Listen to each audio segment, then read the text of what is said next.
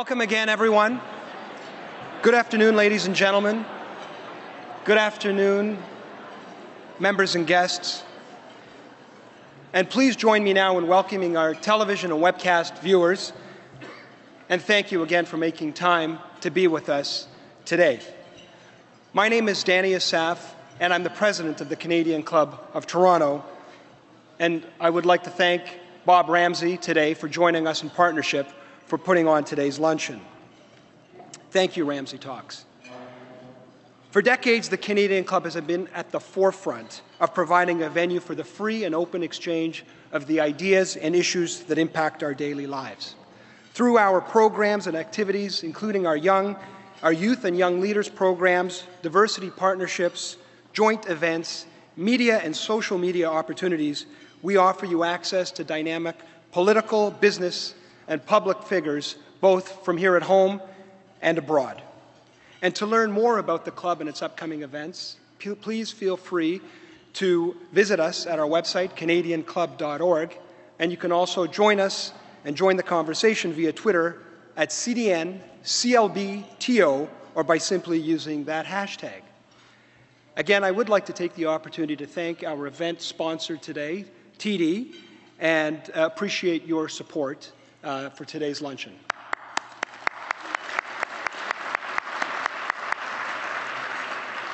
And in addition, of course, we'd like to thank Air Canada for its partnership as the Canadian Club's official airline sponsor. Thank you, Air Canada. And on that note, on to the main event, and I would like to invite Bob Ramsey, the founder of Ramsey Talks, to our podium to formally introduce our esteemed guest speaker. Thank you.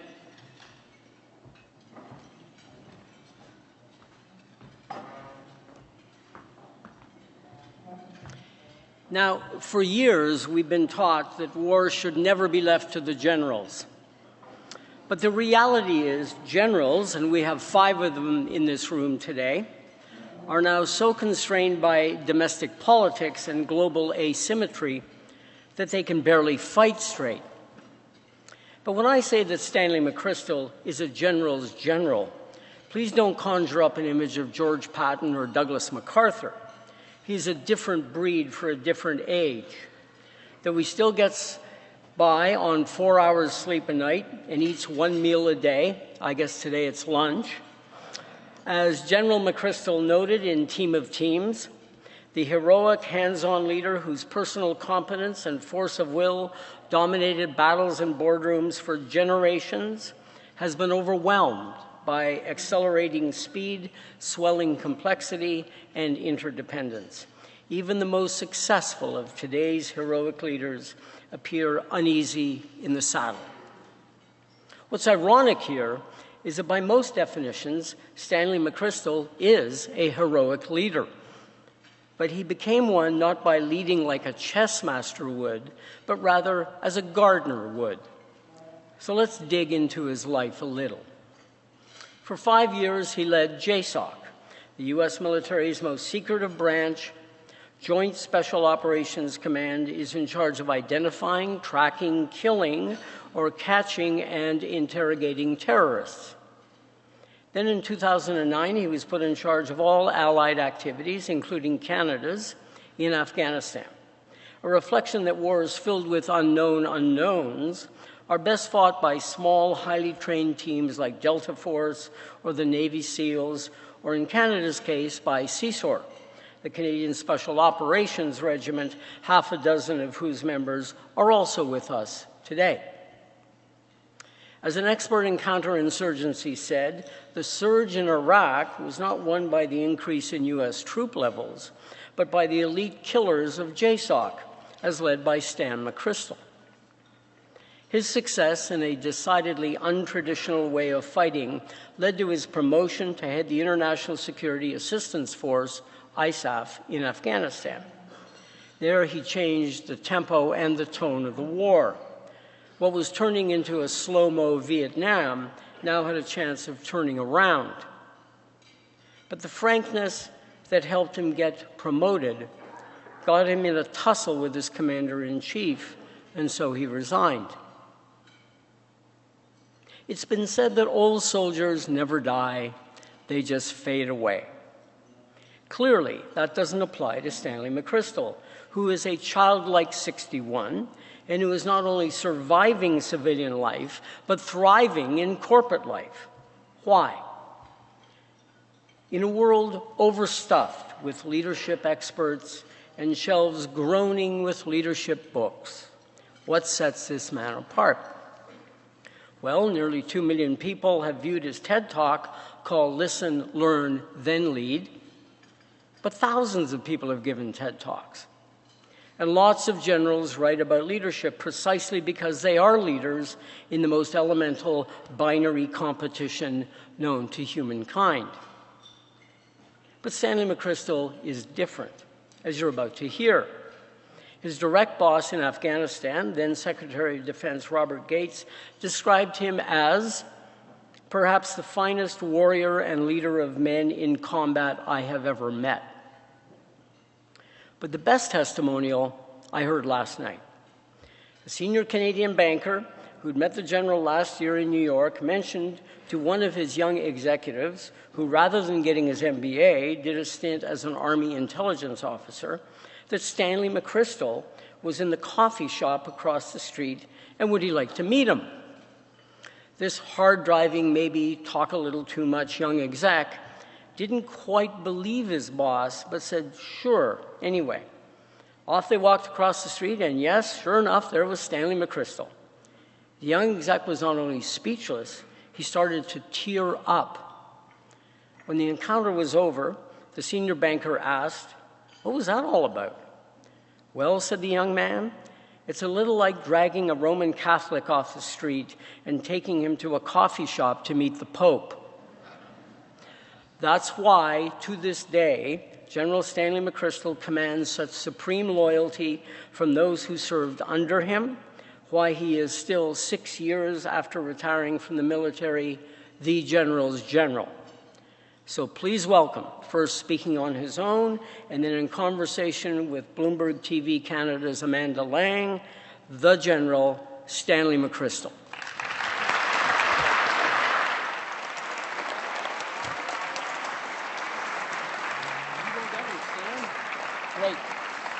Thank you so much. There is literally nothing I can say that won't detract from my stature in the room right now. Thanks, Bob. Danny, thanks so much for everybody taking time to come here today. I'm really humbled to be here and deeply appreciative that you take time on a busy day to join us and talk about what I hope are substantive things. I've been to Canada before, and my most memorable trip came in December of 2009. I was commander in Afghanistan, and I had to come back to Washington, D.C. to testify to Congress. And then on the way back, I was invited to come up through Ottawa. And I thought it would be, I'd already grown close to the Canadian troops operating around Kandahar, so I thought it would be a good visit. But in reality, we landed the airplane at the airport, and I had my wife Annie with me. And so we got off the plane, and there was, Walt Natangic was there to meet us, and that was great. And then there were 2 Canadian Mounties with horses. And these guys were in red tunics, and I said, okay, look at this. And my wife goes, boy, they look good. And I said, all right. And she goes, no, they look really good.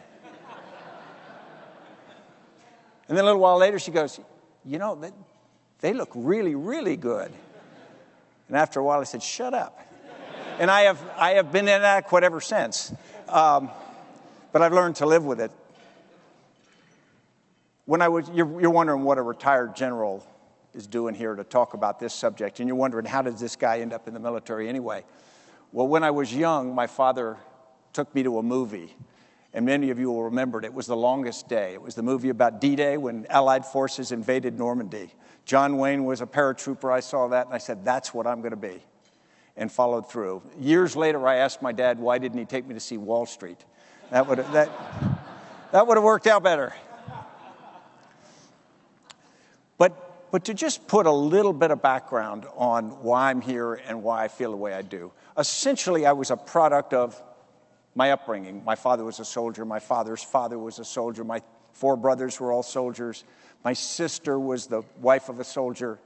I married the daughter of a career soldier. Her 3 brothers were soldiers. Her sister's the widow of a soldier I served with. So, I mean, you sort of get the family habit. And I went to West Point at age 17, and I sort of didn't take the place seriously. 17-year-old Stan McChrystal arrives at 170-year-old West Point, which does take itself very seriously. And we had this power struggle for 4 years. Yeah, you can imagine who won. But the reality is, after 4 years, I graduated. And that surprised me, that amused my father, and I think it mystified the people that ran the place. But the reality was, as you go into any organization, you learn what the organization teaches. And if you stay long enough, you get shaped by the organization. Much about that is good. You learn values, you learn leadership, you learn doctrine, you learn techniques. You also, over time, learn the habits of how the organization works. And the United States Army did not create bureaucracy, but we perfected it. And so as a consequence, whether I wanted to or not, I became a product of that. And there was a solution to most problems, and that solution could be found in a checklist or a doctrinal manual and that sort of thing. And so when 9/11 occurred, I was a brand new brigadier general. Been a brigadier general for about 6 months. And that's just the era when you're sort of in the C-suite. And that's the era when they suddenly want you to be innovative and iconoclastic and out-of-the-box thinker, but you've been stuffed into a process for many, many years, and the danger is that's become habit-forming. And so as a consequence, I was competent, and I was competent certainly for what we expected to face, but then when I took over an organization called Joint Special Operations Command in the fall of 2003, which is a collection of America's counter-terrorist forces, it's Delta Force, SEAL Team 6, and the Rangers, all put together in this dream team task force concept.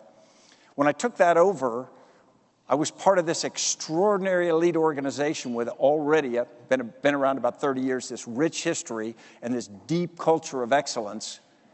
And yet, beginning in the fall of 2003, I found out very rapidly, no matter how good we were wrong for purpose. What we faced in Al-Qaeda in Iraq, beginning in the fall of 2003 and then going for the next 5 years, was completely different from anything we'd ever seen before. Al-Qaeda in Iraq was different from its predecessor, Al-Qaeda. It was 2.0 to the original Al-Qaeda. ISIS is 3.0. It operated in a way that was loose association network. It was resilient. It was agile. It could do things with very decentralized execution and very general guidance from above. So it didn't operate with the same constraints that most historical terrorist organizations operated with, and it didn't operate with a strict process-driven hierarchy like we did. And so as a consequence, we ran into this information technology-fueled entity that was it was like operating in a hurricane. You're preparing for something suddenly, and you're this maelstrom, and things are moving faster and more complex than you'd ever prepared. And so for the next 5 years, I went on a personal journey to change what I thought about leadership and what I had to do. And that became fundamental transformation internal to me. And then the organization did the same thing. And it didn't do it because Stan McChrystal directed it and said, I have the clever plan, here's what we're going to do. We sort of did it together. But it was the same sort of thing that we see in other walks of life today. And when I left the service in 2010, one of the questions I had was, the things that I had seen in war, were those unique, one-off, peculiar things to that? Or were they actually universal? And are all of us running into the interconnectedness and speed that has created this really disorienting environment in which we operate? And I've come to the conclusion, everybody's facing the same thing, almost no matter what walk of life you're in. So I developed a different feeling about what leaders have to do, what leaders have to be, and how organizations need to adapt and become adaptable, become fundamentally adaptable if they're going to be effective in the future. So that's the background. That's where I am. I look forward to the conversation.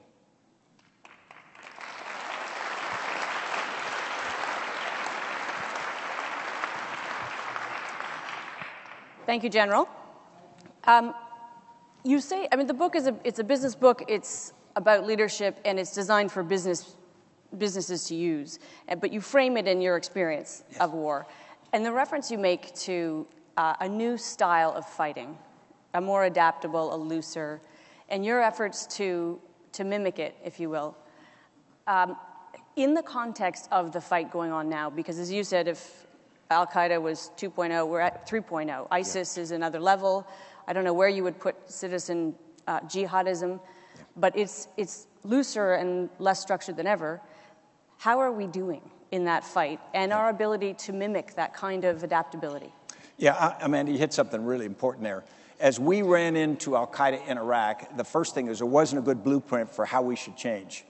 And the closest thing was what Al-Qaeda in Iraq was doing. We didn't want to become them, but things about how they operated, leveraging information technology for this extraordinary fluidity, became key to us. And so we had to hold on to those things which made us really strong, but we had to change how we interoperated to do that. The problem is big organizations don't do that naturally. You know, if you look at the things Darwin taught us on evolution, species evolve when they have to, and only the strongest survive. What we don't do is we don't spend a lot of time thinking about all those that didn't evolve. And so I think what happens is you think of big militaries, and I'll even go more broadly than militaries. I'll talk about governments because you have diplomacy and all the different parts of it. They almost by nature are process-driven.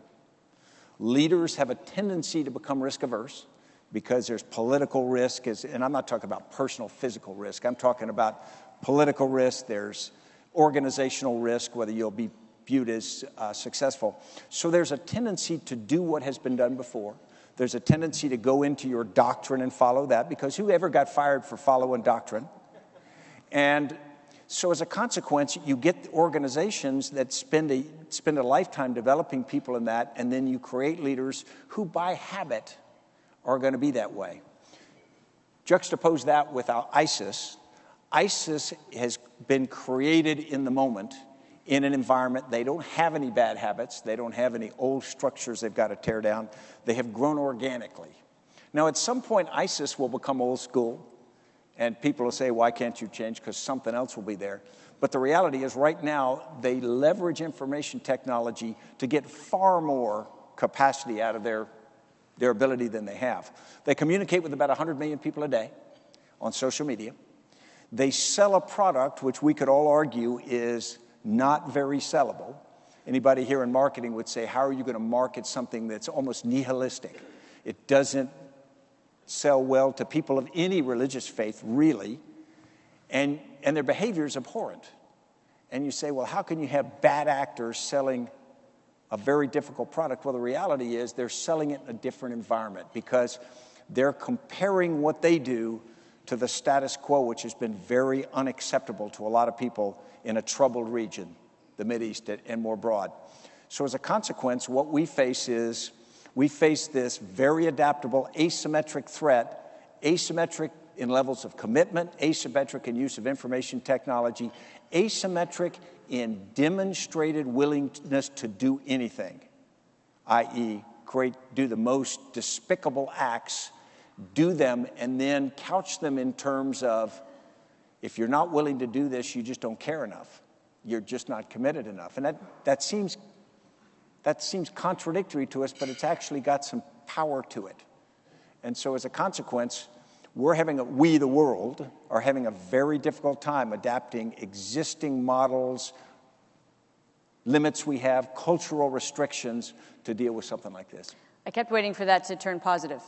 The big but. Yeah. But we're engaged in this fight, and it does feel, because it's unpredictable, because there's a willingness to do atrocious acts, worse than anything we've seen. Yeah. So tell me where we are, everybody engaged in it, but I mean literally the militaries that are engaged in this fight. Where are we getting it right? What are we doing right here? Yeah, and if you want to find something positive, there is a history. The American Army has a tradition. We lose the first battle of every war, and then we take a long time learning from it and sort it out. And I sort of think the West is going to be there, because at the end of the day, what has happened is that the basic underlying premise of society is much stronger in what we see, not just the West, but I'm talking about even those parts of the world that aren't under extremist ideology. So ultimately, it's got an overriding logic. It's got a compelling attraction to it. And what I think we're doing right now is we're starting to understand that this has got to be from a number of players. You cannot operate this by a single nation going to defeat ISIS. You can't make it the United States against ISIS or Canada against ISIS or anything. You can't even make it the West against ISIS. It has got to be an effort by all the stakeholders, and all the stakeholders are much wider than just the people on the ground in the region. It's wider than the regime of Bashar al-Assad or the government of Iraq. It's really all of the nations of the world, because everybody's been touched by the result of this, the migration and the proliferation of small terrorism around the world. So you're starting to get common cause. You're starting to get, we've all got to solve this problem. The challenge thus far is most of the elements that go at it are going after ISIS, but they've also got a different agenda. Turkey's fighting ISIS, but it's also worried about the Kurds. Bashar al-Assad's fighting ISIS, but he's really worried about losing control. So all the players sort of have a bifurcated effort. We're going to have to get past that. We're going to have to find common cause to solve this problem. When I say solve this problem, ISIS is not the fundamental problem. ISIS is a symptom of the problem. The problem is that the region has been collapsing in political, economic, and social structures. And so ISIS has been able to do well in the chaos. And if you look at it, organizations that are very focused and very extreme do well in chaos. A lot of time people talk about when the Bolsheviks overthrew the Tsar in Russia. The Bolsheviks did not overthrow the Tsar. The Russian people overthrew the Tsar, and 6 months later, the Bolsheviks hijacked the revolution because they were more focused, they were more committed, they were more extreme. And ISIS is one of those elements that is basically hijacked the chaos.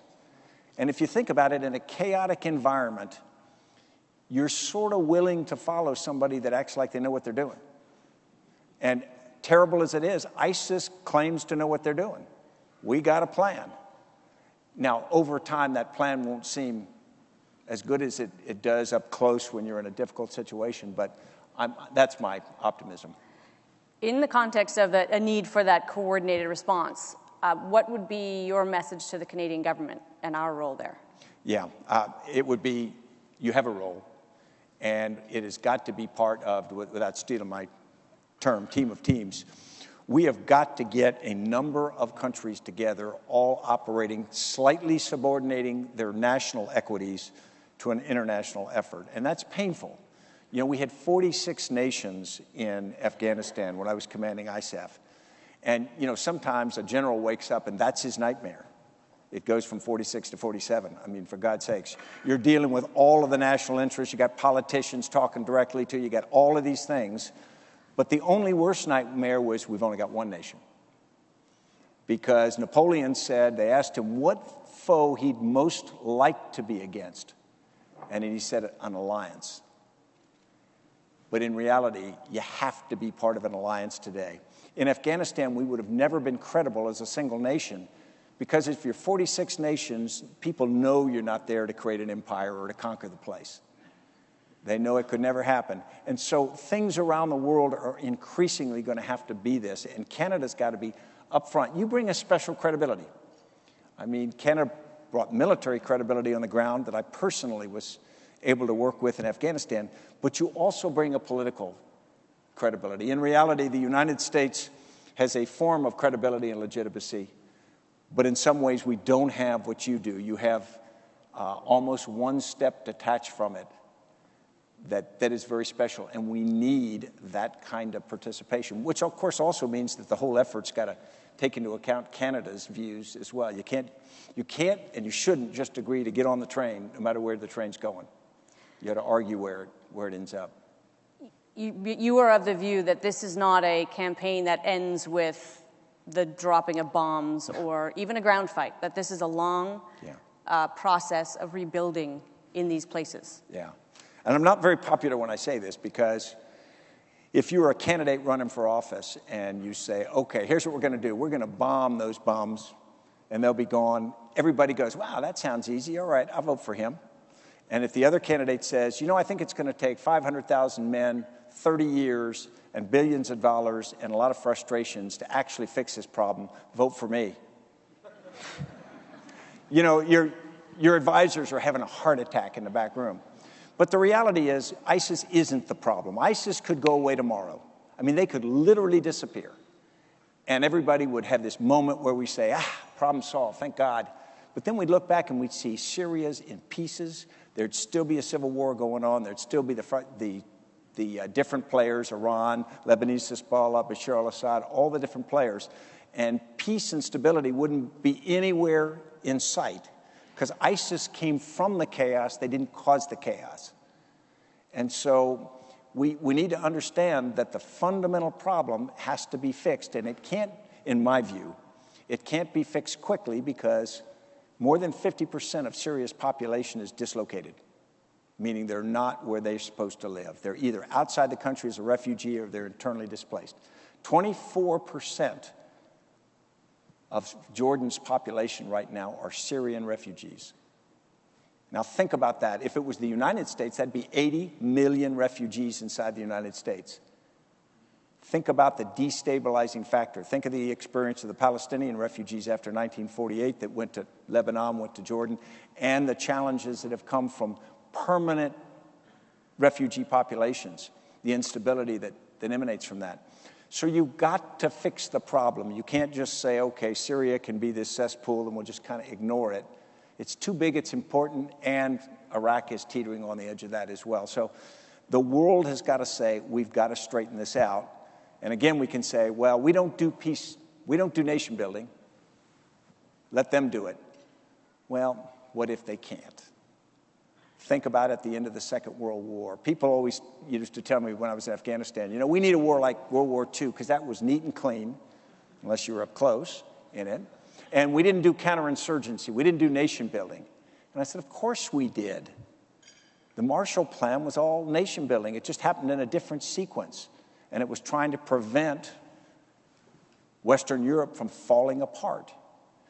And so you're going to do that. At the end of the day, wars are about people, they're about economics, they're about population, or you shouldn't fight them. If they're just about fighting, you know, they're irrelevant. But that's a big, long-term, expensive effort, and that's what I think we need to actually admit.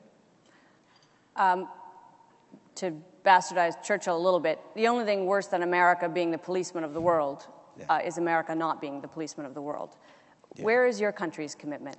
Yeah, it's funny, Amanda, and I'm not sure. And I think Americans have exactly the same feel. Americans will sit in a room like this, they'll say, we don't want to be policemen of the world. And then somebody else will say, America, you shouldn't be policemen of the world. And everybody goes, yeah, we should. What are you talking about? So we've got a conflicted view. The reality is we have to be major players in any major effort around the world. Not just because of the resources we can commit, but because our absence sends such a powerful message. If we are unwilling to participate in it, it's almost like, wait a minute, what's the problem? Why won't you do this? And so I think America's got to commit itself, but America has limits. Yet in 1946, America was 46% of the world's gross national product. 46%. Now that's a historical aberration. That will never happen again, hopefully for any nation. But there were a number of years when the United States had this disproportionate economic power, and we could operate with a level of unsophistication, if that's a word, because it was all sort of repairable. We could be the puppy with the big feet that goes around and knocks over stuff. Because we were, well, I would argue we were well-intentioned, but we can't do that anymore. One, we don't have that same kind of power. We don't have that same kind of, there's not the same vacuum that the world has there. So I think America's got to be a very deft but very present player. And there's got to be a component of leadership in that. Not that we are the leaders, but that when leadership is exerted, we have got to be a part of that. We've got to contribute to either supporting the leadership or taking our our role in it. How successful, you introduced real change in how you operated a lot, and you spell it out in the book, and businesses can literally use those same techniques. How successful in the end do you feel you were inside the military? Oh, completely. Yeah. 100%. No. I was going to have such a hard time there. Yeah. No, yeah. Inside my command, JSOC, we were very successful, not because of me, but for several factors. One, I commanded for 5 years, not 2. I was supposed to command for 2, and halfway through the second year, I said, I got to stay a third. We were in combat, and I got to be there. And so I called my wife, said, I got to stay a third. She says, I guess that makes sense. Then a year later, she's in the Pentagon, and she runs into a friend of mine. He goes, Stan's extension for a 4th year in command is approved. And then he looks at her, he says, you knew, didn't you? And yeah, there's sometimes when geographical separation is a positive. And so I was able to command for 5 years, which gives you time, and that's important. The other thing is we had this compelling requirement. The whole organization could see that we would lose if we didn't change. So inside that organization, there became this understanding we have to change and the dynamic. We also had a big advantage. We were a one-of-a-kind organization. There were no 2 JSOCs, so no one outside really understood how we operated, and nobody could compare us to another JSOC. You're not as good as that one, because we were unique, and that gave us a lot more flexibility. So inside the command, we were really able to make some fundamental changes, and they've continued it, because each of the commanders since I left has been a person who was there when we did the change, was there when we had the requirement, was part of the change, and so they're owners. In the wider military, it's spotty. There are places where it has taken. There are other places where it did for a while, and then it backslid because leaders changed and whatnot. It's not yet in the DNA of the organization writ large, the military of the U.S. government. But there are enough proponents of it, there's enough pockets of it, that I think that in the right cases, you can make it work more easily. I see the same thing in corporations. We work with a lot of different companies, and you normally start with a CEO who believes. A CEO goes, we're really good, but we're not going to be good for the future unless we start changing right now. And then you've got to create this narrative for change. You've got to create a consensus. You've got to get a group of apostles who will do it. And then you've got to stick to it. Because if it's one of these things where you come in and you go, okay, this corporation's overweight, we need to slim down, and you put in the fad diet of the week, and then 3 weeks later, as soon as you shift off of it, everybody goes, okay, that was the latest fad, put that on the fad pile. And that means every time you say, okay, we're going to change something, they just kind of roll their eyes and go, oh, just wait this one out. And some organizations, we go through that period for some months where there's a bunch of people in the organization goes, you'll be gone soon. But it's not been that way. Most of the organizations have stuck to it. And then once people see it work, then they are the proponents. I mean, of course, the reason it's not a fad is because the issues you're bringing together are, we live now in a complex world, and most of our systems and processes were designed for a much more linear world, and that adaptability is the key. And we've talked about this. Executives get that. They understand all of that. It's the ability then to implement that becomes, and you said something interesting earlier to me about whether an existing leader can be the one to transform, and whether that's really ever happened, particularly. Yeah. Does a CEO have to fire himself, herself? Yeah, that's a question. I don't know. Amanda and I did have a great, because I've been asking this question of people. Have you ever seen an organization of size that has gone in a direction, been successful for a while, and then started to truly fail, and then have that same leader do a fundamental change in the organization, a new direction, and pull it out? I'm sure it's happened. I just don't know the example. Everybody immediately pulls up Steve Jobs for me. I said, but he didn't count. He left Apple, and he came back. So the question is, can a leader who's been not only the architect of success, but also the architect of failure, can that person still have the credibility, legitimacy, energy, whatever it has to be put together to do it? And I don't know the answer. I want to believe yes, but I just haven't seen. Is it easier for a company that's still successful to implement this kind of change? In other words, you could go to one of our big banks and say, there's some probability that the blockchain puts you out of business. discuss. Yeah. But the big banks are doing pretty well. Is it easier for them to make this kind of change? No, I think it's much harder, because if people are doing pretty well, if they're getting bonuses and business is good, and you say, you know, there's a tsunami coming and we're really going to have problems, a few people will see it, but most people will go, wow, we don't want to let go of the side of the pool right now because, you know, things are all right, and you could drown out there. And so the problem with JSOC was, inside my organization, we were doing really well. We're losing the big war. And the opposition that I got was from people going, hey, we're doing our part. The rest of it is not our responsibility. And I had to make the case, you know, we just don't want to be part of a losing effort. So we have to change part. In companies where things are going really good, you see this incredible inertia. And it's fear. It's, you know, people tend to stay in their lane, and they don't really want to look up in many cases because somebody else is supposed to do that. So the burning platform makes it much easier. The problem is, when the platform's burning badly enough, at a certain point it's hard to change because you don't have the airspeed and altitude. At that point, when it's obvious, you just can't do the change because it's too late. I tell a story in the book about a United Airlines flight from 1978, and they flew from New York to Denver, and then they got new passengers, new fuel, then they flew to Portland, Oregon. And when they got outside Portland, Oregon, when they went to put the landing gear down, they could see, beautiful day, they could see the landing field. They heard this bump, and they thought they might have a problem with one of the landing gear. Now, they didn't think that it was broken, but they weren't sure. And so they started saying, what do we do about this? They called the ground, they did procedures, they prepared for a rough landing. Now, this wasn't a potentially fatal thing. And they did this for an hour and 15 minutes, following checklists and whatnot, ran out of fuel, crashed the plane, and 10 people died. Perfectly flyable airplane, everybody healthy, 10 people died because they couldn't deal with the problem as it really was. They just tried to follow these procedures, and they kind of thought all was well, and suddenly the real problem became something completely different. And you start to lose, once the platform gets to a certain point, you start to lose options. It's a tragically good example, and you note in the book that the engineer in the cockpit who repeatedly warned the pilot that they were getting lower and lower on fuel was the only person in the cockpit to die.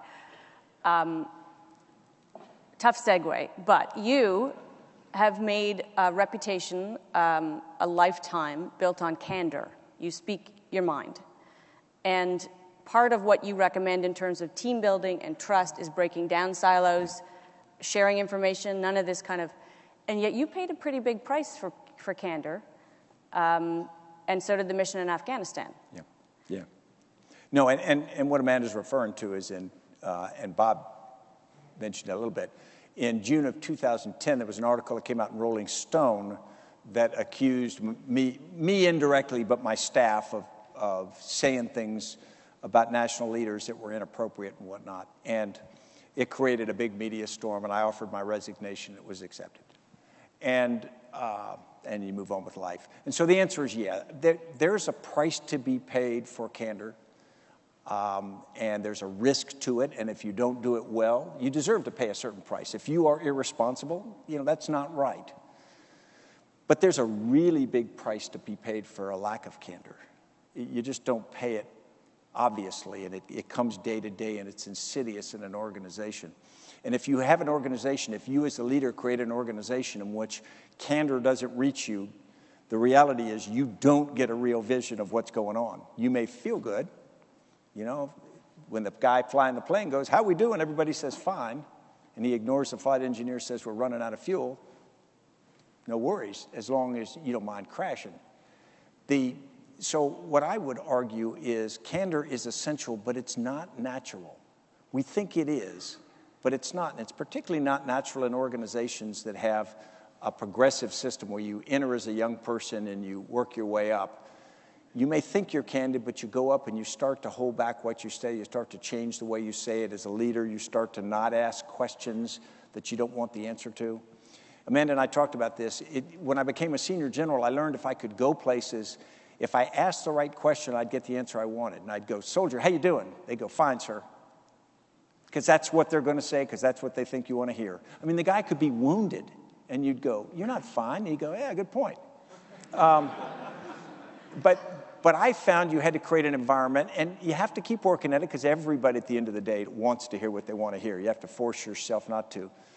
I developed a few questions, and one was I'd go to young people out in the middle of nowhere in Afghanistan, little bases, and I'd get the sergeant or the lieutenant, and I'd say, all right, if I told you you can't go home until we win, what would you do differently? And of course, the immediate response is this kind of nervous giggle, and they're thinking, you can't do that, can you? And, you know, I'm a 4-star, and they're not sure, but I can't. And I go, no, really, what would you do? And it was funny because their entire face would change, and they'd go, sir, I'd do a lot of things differently. We got to take a long-term view. We got to do this, this, this. And I go, well, why aren't we doing that? And sometimes you see them go, well, I don't know. Why aren't we? And that's how to get that candor up from somebody who says, sir, we're not going to be successful doing this way. But if you don't learn to ask that question and then be prepared to hear the response, it'll put you in a bad position. And when you are very senior, you have to understand that even a slight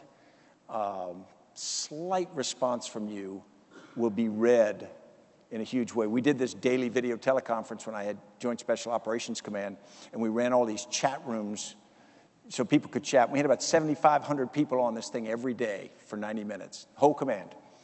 And I was the orchestrator. It wasn't to me. It was a big conversation. But there'd be these chat rooms, and I would have my reading glasses on. If I took my reading glasses on and rubbed my temple, people would be chatting. What's bothering the old man? What's the problem? You know, and that sort of thing. And so you had to learn that everything you do is of exaggerated importance. And so you had to learn to exaggerate the positive things and try to be disciplined about everything else. It would take skill to persuade somebody very junior to be open, truly open, with the equivalent of the Pope. Is that part of the? Was it a tactic on your part that you actually participated in real combat missions in a way that actually, when I was reading about it, I was thinking, if this was my 4-star, I would tell him to stay the hell away from the bullets because we need them. But was that to build trust?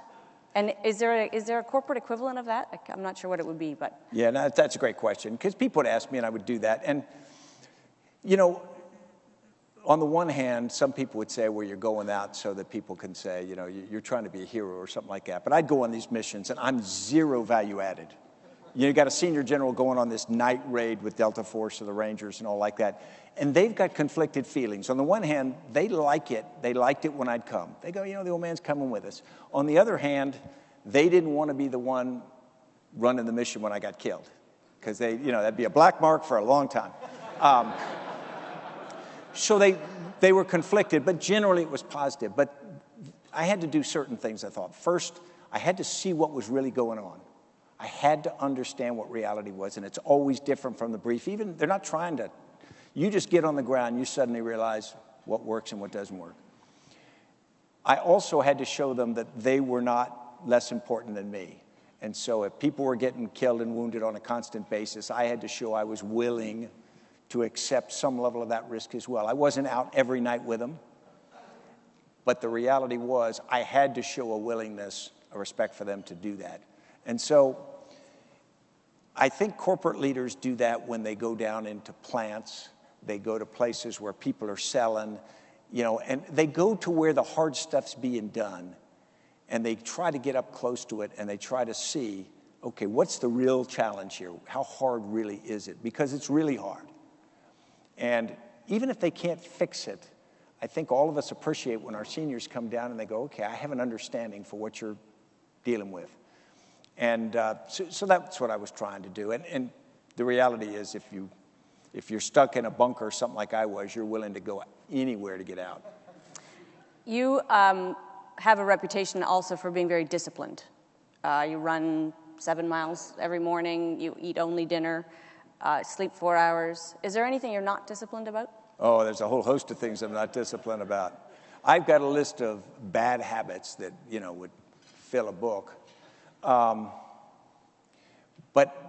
I have a few good habits, and they were sort of shaped. Physical conditioning is very important to me.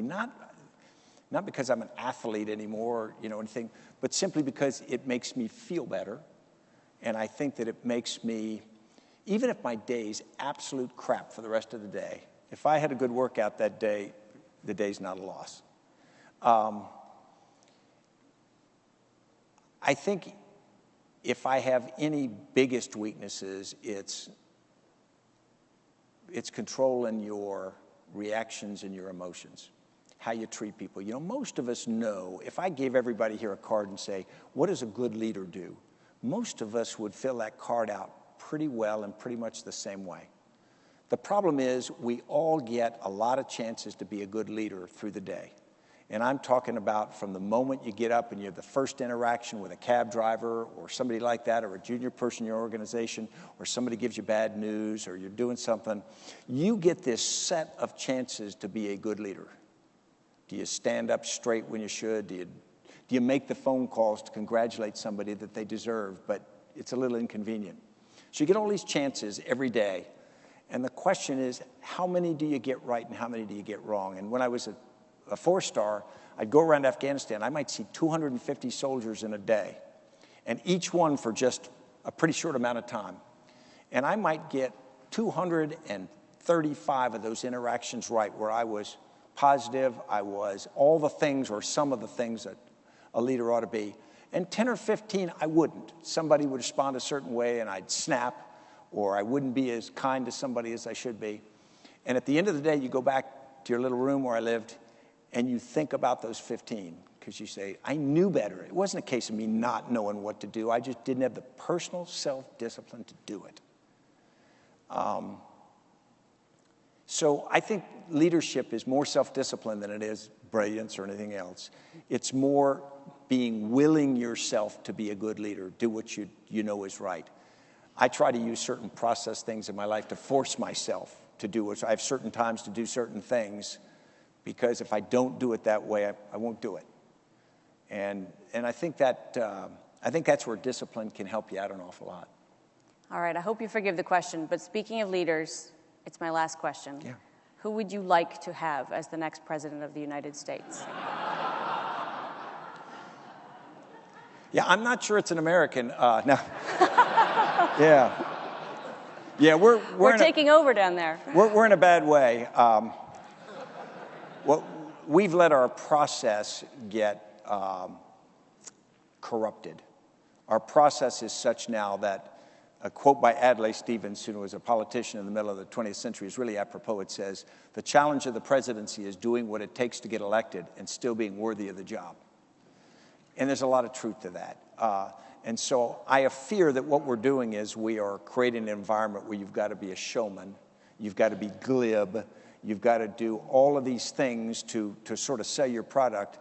And then at the same time, you've got to be a very thoughtful, mature leader who's going to be really good for the long haul. And it's hard for people to do both of those in what is increasingly an immature, sort of three-ring circus. What I think we need for a president right now, to be honest, is I'm not a Republican or a Democrat, and I try really hard not to be, because I really do fall. My views are very much centrist.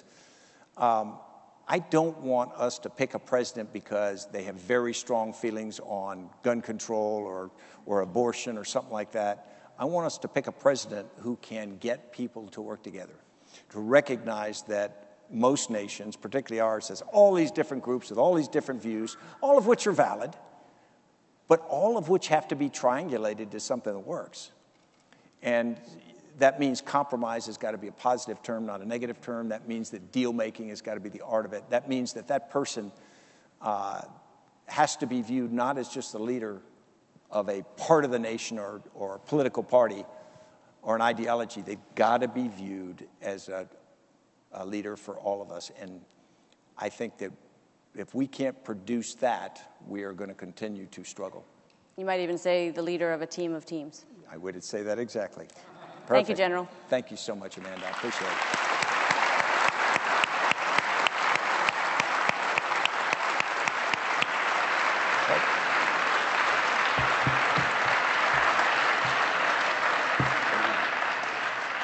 Thank you, Amanda. Thank you, General. You know, I don't know whether if we could take a poll in this room, we might have an idea of who we would think we'd want to support for president, if Canadians are allowed to do that.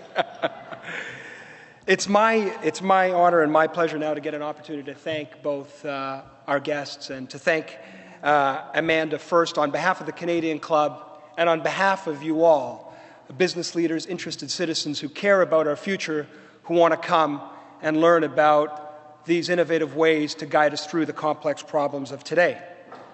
And firstly, Amanda, I want to thank you again for sharing your time with us at the Canadian Club. And with your experience, your thoughtfulness, you're able to evoke and elaborate, allow our guests to elaborate on the things that are important to us all, and what we came here to hear. So thank you very much, Amanda.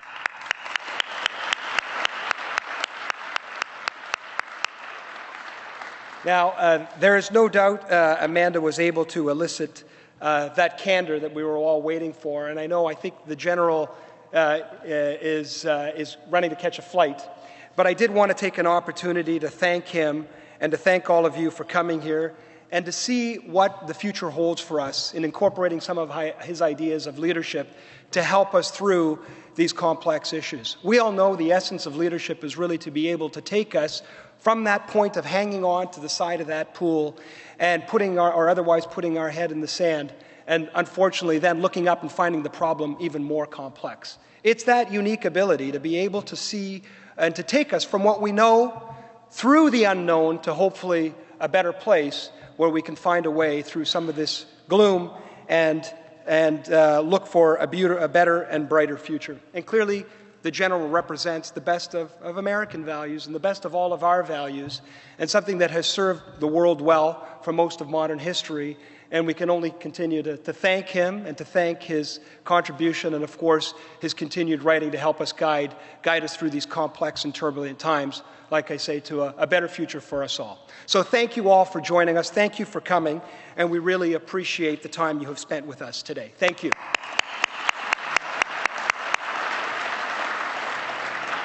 I would like to quickly take the opportunity to thank our sponsors again, TD Bank and Air Canada, and thank you for helping make this day such a success. Thank you, Bob Ramsey and Ramsey Talks, for partnering with us, and we look forward to partnering on future events as well.